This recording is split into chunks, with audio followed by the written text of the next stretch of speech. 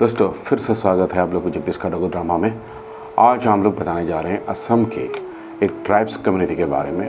वो कम्युनिटी असम के एक जाने माने कम्युनिटी है, देवरी कम्युनिटी।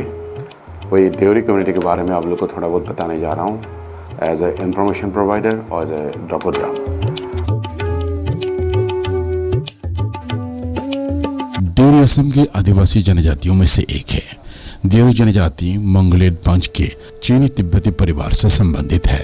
इस देवरी जनजाति ने सदियों से अपनी मंगलियाई तस्लीम विशेषताओं, भाषाओं, धर्म और लोक कथाओं और मान्यताओं को बनाए रखा है। देवरी शब्द संस्कृत के देवग्रहित शब्द से बना है।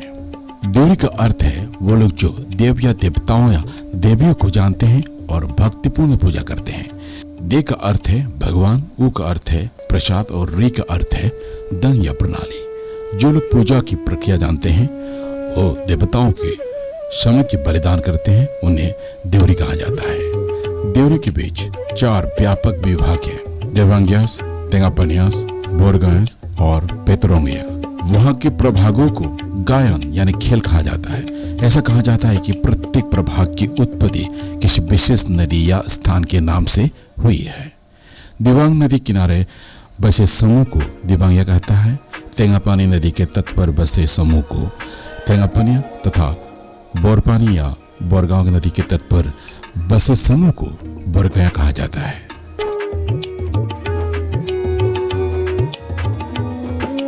द देवरी कम्युनिटी, देवरी समुदाय। ये देवरी समुदाय उत्तर पूर्व भारत की नॉर्थ ईस्ट के असम स्टेट में बिलोंग करते हैं। असम ही में नहीं, अरुणाचल प्रदेश में भी है, कई कई जगहों में है। और इस कम्युनिटी के बारे में विस्तार से आप लोगों को बताने जा रहा हूँ। हालांकि इतिहास कहता है कि देवरियों की मातृभूमि भारत के उत्तर पूर्वी राज्य या अविभाजित असम के पूर्व में है।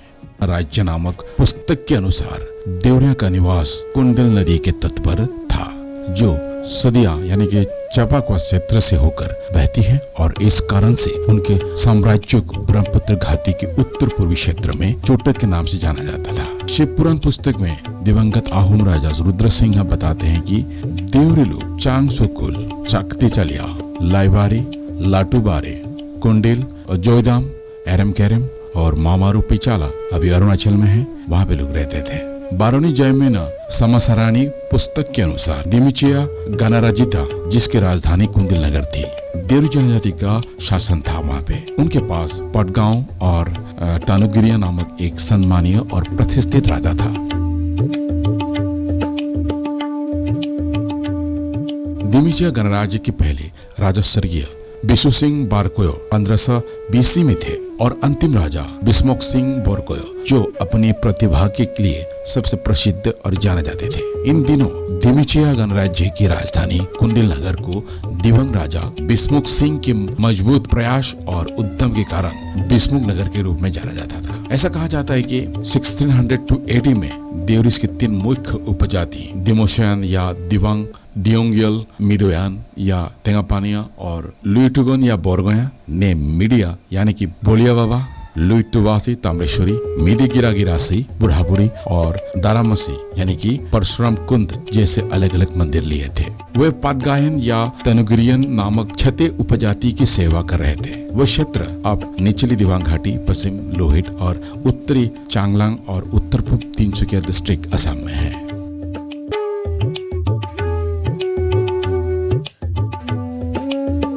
देवरी कम्युनिटी के नावेडेज socio economic condition and social structure, मतलब देवरी समुदाय की सामाजिक आर्थिक स्थिति और सोशल स्ट्रक्चर के बारे में बताने जा रहा हूँ। आर्थिक रूप से और व्यवसायिक रूप से किस तरह उन लोग प्रभावित है और किस तरह समाज में जी रहे हैं, उसके बारे में थोड़ा बहुत लोगों को बताने जा रहा हूँ।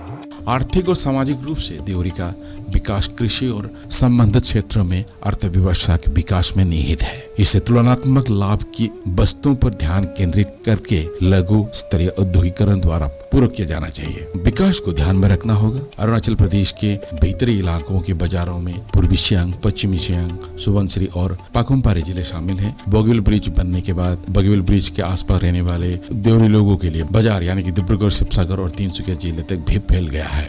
पासीघाट में सियांग नदी पर पुल खोलने से अरुणाचल प्रदेश की सदिया, लोहित, चांगलांग जिले की बाजार खोल गया और धेमाजी में ज्यादातर धान और अन्य उत्पादों में आत्मनिर्भर जिला है, जहाँ पे धान ज्यादा होता है और उपभोक्ता उत्पादों की आयात को सीमित करता है। अर्थव्यवस्था में अन्य उल्लेखनीय कारक यह है कि मुर्गा पालन एक महत्वपूर्ण आर्थिक गतिविधि के रूप में जाना जाता है और इस क्षेत्र में मूल्य वर्धित उत्पादों को भी जबरदस्त गुंजाइश है।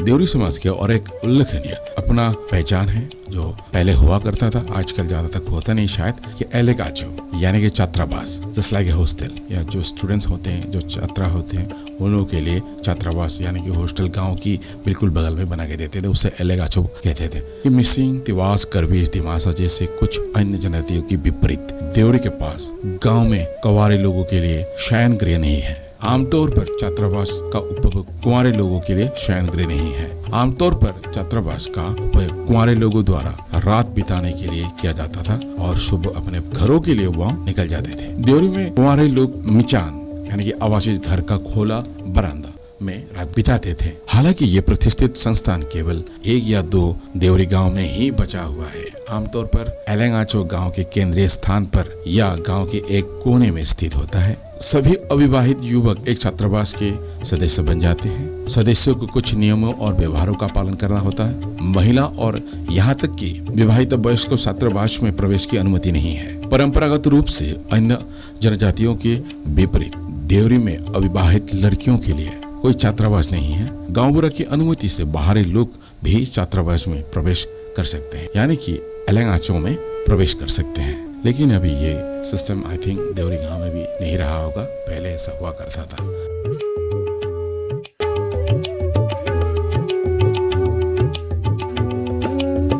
हिस्ट्री, होमलैंड ऑफ देवरी, इतिहास, देवरी की गृहभूमि।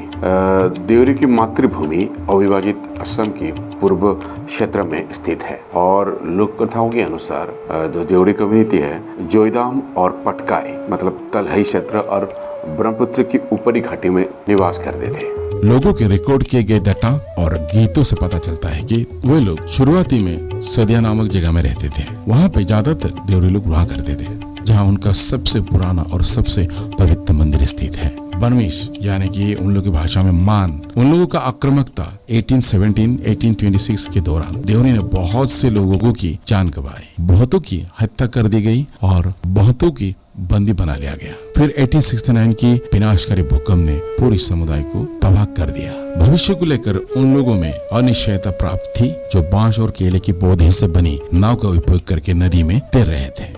वे जिन नदियों में से बहते थे उनके किनारे किनारे विभिन्न स्थानों पर चले गए। जैसे ही वो अपने नए क्षेत्र में दाखिल हुए और उतरे, उस विशेष नदी का नाम अपने कबीले के नाम के रूप में रख दिया गया। नई भूमि के शासक के अधीन देवरी ने देश के कानून का पालन किया। वो देवरी जो बाहरी शासकों की कम रूसी प्रभाव वाले स्थानों पर चले गए, उन्होंने अपनी संस्कृति और परंपराओं का पालन किया और अपनी बोली यानी कि डायलॉग जारी रखी। देवरी लोग उन क्षेत्रों को पसंद करते हैं जहाँ नदी और उपयुक्त कृषि भूमि हो। इस प्रकार देवरी के अधिकांश गाँव नदी के किनारे स्थित है। नदी न केवल उन्हें पानी की आपूर्ति करती है बल्कि मछली भी प्रदान करती है। गर्मियों के दौरान नदी के किनारे से जलाई लकड़ी इकट्ठा करते हैं। जलाई लकड़ी नदी के तेज धारों के साथ बहकर आती है। एक गांव की स्थापना के लिए जंगल की निकटता पर भी विचार किया जाता है, क्योंकि जंगल न केवल जलाई लकड़ी प्रदान करते हैं बल्कि जड़ी बूटियां और अन्य औषधीय पौधे भी प्रदान करते हैं। मूल स्थान से पलायन के बाद देवरी द्वारा निम्नलिखित गांव की स्थापना की गई थी। विष्णु प्रसाद रावभाजी से कुछ विशेषज्ञों का दावा है कि पतरगोया कबीला मध्य असम के तिवा लोगों के साथ मिल गया, लेकिन दावे के साथ समर्थन करने के लिए कोई वैज्ञानिक प्रमाण नहीं है, जिसने देवरी के एक वर्ग को खोज शुरू करने के लिए प्रेरित किया। जिमाचाया जियास और युक्तिवादी समाज के तत्वावधान में 30 सितंबर से 5 अक्टूबर तक की गई प्रारंभिक जांच में काचिन प्रांत और म्यांमार के यांगोन के पास देवरी लोगों की उपस्थिति का सकारात्मक संकेत मिला है। दिव्यांग वर्ग के अधिकांश लोग असमिया के साथ अपनी मातृभाषा भी बोल सकते हैं, लेकिन कुछ बुजुर्ग व्यक्ति को छोड़कर केवल असमिया को ही अपनी मातृभाषा समझते हैं और बोलते हैं।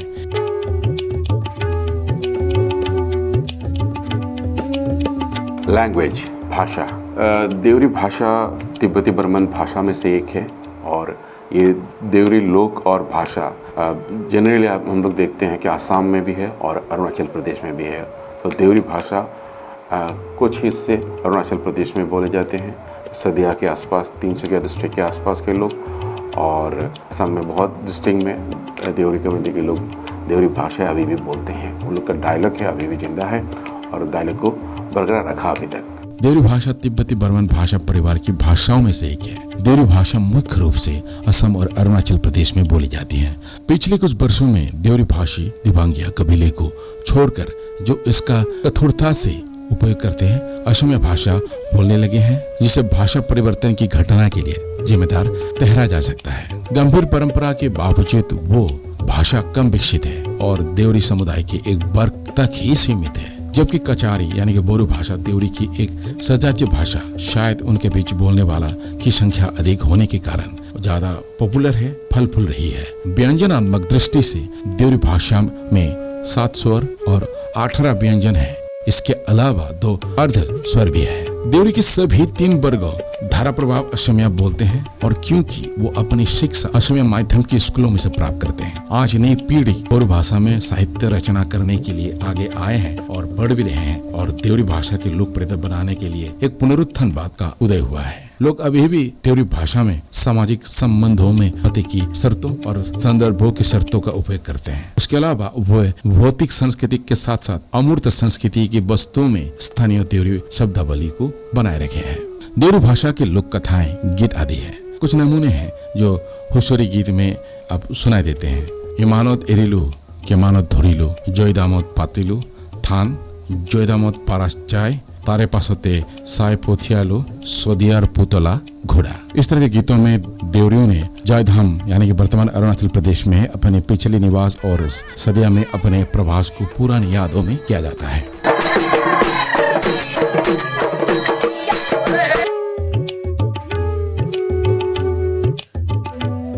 रिलीजन, धर्म। देवरी लोग गर्व से अपने परिचय देवोचायन के रूप में देते हैं, जिसका अर्थ है कि सूर्य और चंद्रमा की संतान है। वास्तव में देवरियों को आदिवासी समुदायों के बीच पुजारी या उपासक के रूप में सम्मान दिया जाता है। परंपरागत रूप से देवरी लोग कुंडिम्स देवी धर्म यानी पालन करते हैं, जो देवरी जनजाति का लोक धर्म है। ये एक जीववादी यानी कि एनिमिस्ट को मानते हैं और स्वयनिक और पूजा करते हैं। स्वयनिक और पूर्वज को पूजा प्रकार का जो बहु वेदवादी धर्म, जिसका नाम देवता कुंदी माँ के नाम पर रखा गया है, जो देवरी जनजाति के मुख्य देवताओं में से एक है। कुंदी गिसारी, कुंदी गिरासी यानी कि पिता, कुंदी गिरासी माँ, एक साथ कुंदी माँ या गिरा गिरासी पुराने के नाम से जाना जाता है। लुगु द्वारा पूजे जाने वाले अन्य मुख्य देवता है पिसा देमा, सबसे बड़ा बेटा, जिसे बोलिया बाबा या बोलिया हेमतंग नाम से भी जाना जाता है, और पिशाच भी यानी कि बेटी की ताम्रेश्वरी या केशकती के नाम से भी जाना जाता है। देवरी के लोग बहुत धार्मिक लोग हैं और हिंदू धर्म के प्रभाव के कारण वो हिंदू देवी देवताओं की भी पूजा करते हैं और उनमें विश्वास करते हैं।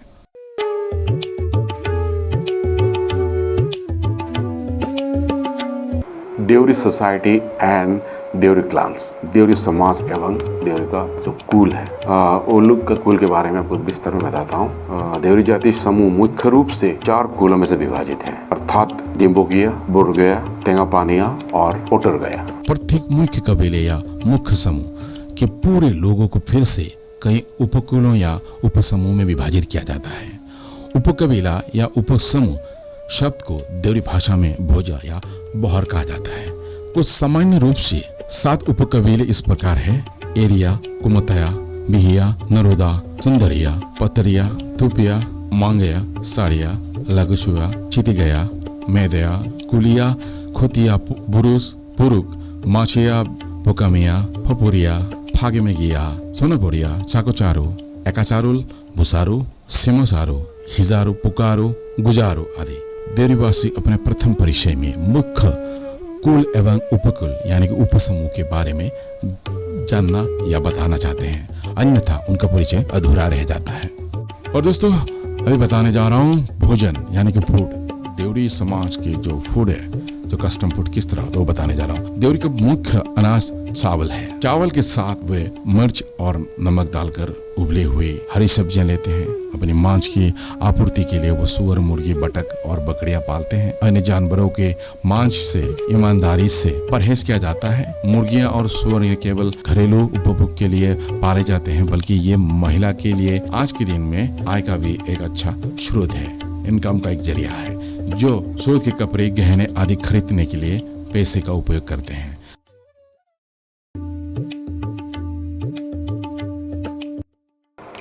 और दोस्तों, ये वीडियो आप लोग को अच्छा लगा, इन्फॉर्मेटिव लगा हो तो ज़रूर सब्सक्राइब कर देना, लाइक कर देना, शेयर कर देना। और ऐसे ही मैं अलग अलग डॉक्यू ड्रामा वीडियो आप लोग को प्रेजेंट करता रहूँगा, इस तरह बनाता रहूँगा। तो दोस्तों, ऐसे ही अगर आप लोग सपोर्ट करेंगे, सब्सक्राइब करेंगे, लाइक करेंगे तो फिर से और एक मैं नई डॉक्यू ड्रामा लाता हूँ। तब तक के लिए गुड बाय। फिर से मिलता हूँ और एक नई डॉक्यू ड्रामा के साथ। तब तक के लिए गुड बाय।